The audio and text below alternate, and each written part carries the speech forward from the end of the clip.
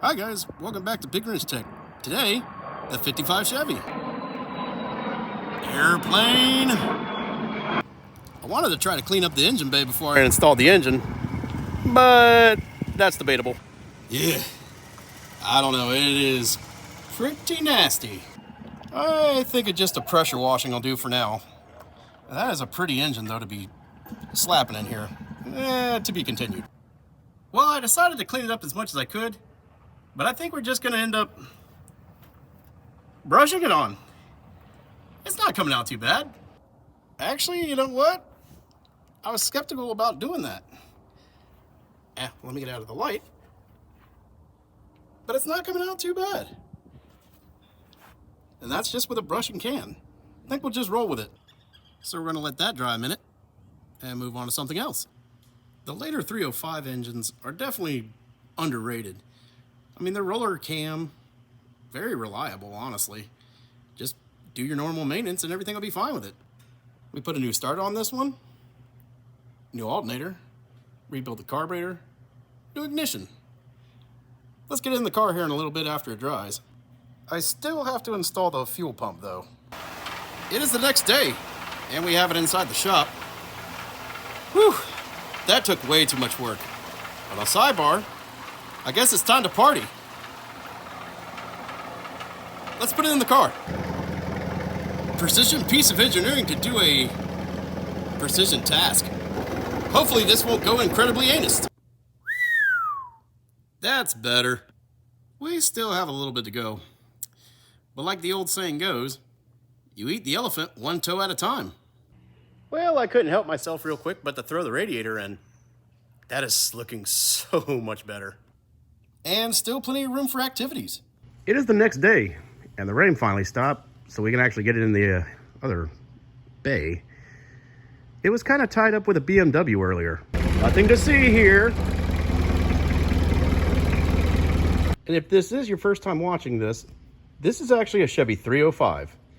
I went with a 305 because it was free, parts are still readily available, and I do not have LS money. It is getting this 700 R4 transmission because we wanted a highway car, not to do some gnarly burnouts or anything like that, but, you know, we want to get it to the beach. It is going to be very fun to take to the beach, hence the reason, Beach Bomber. And just like that, it's back in. Well, that was a little unfortunate.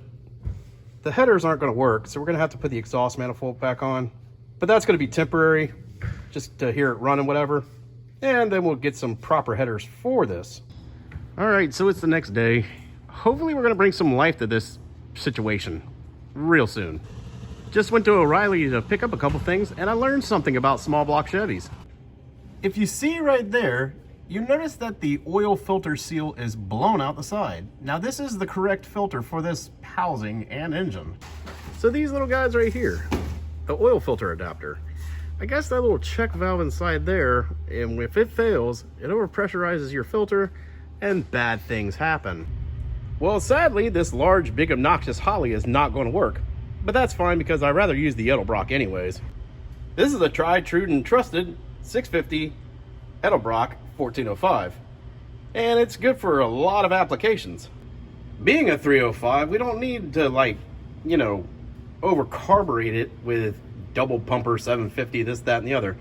It's just not necessary. So that'll be most efficient. So one thing I do that's a little different than most, even though I do have a new fuel pump down there, is I run this line to a Motion Pro bottle that obviously you can get from Motion Pro, or Amazon probably has it as well. And this was a donated IV bag post, and that's actually what's going to run the carburetor. Well, I guess it's no time like the present. Well, it's either going to work or it's not. Here goes nothing. Okay. Let's see if I can keep it going.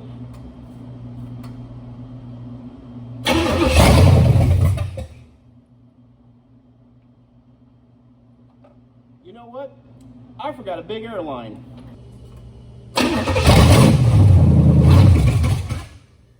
Okay. Try that again.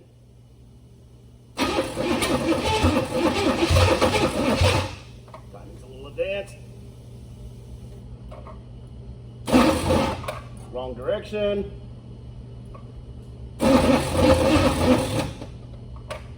Battery's disconnected. Hold on.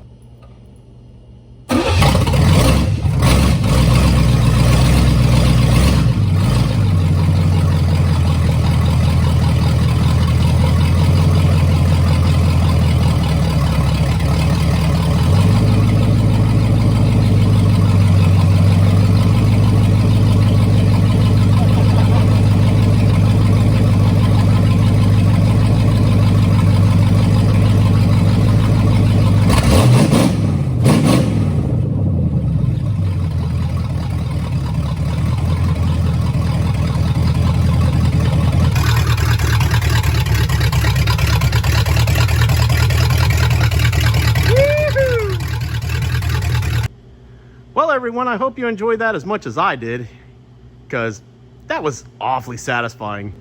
Not to mention it doesn't run half bad. We still got to do the coolant and the transmission lines down there. But other than that, she'll be ready to go. And when I mean ready to go, it still needs the disc brake conversion and a drive shaft. And hopefully that 700 R4 is okay, which I'm sure it is. It's a 700 R4. What could possibly go wrong? Please like, please subscribe. There's going to be more on this car coming soon. Anyways, everyone, thank you so much for watching. I really appreciate it. Don't be afraid to throw a wrench at it, and we'll definitely see you on the next time.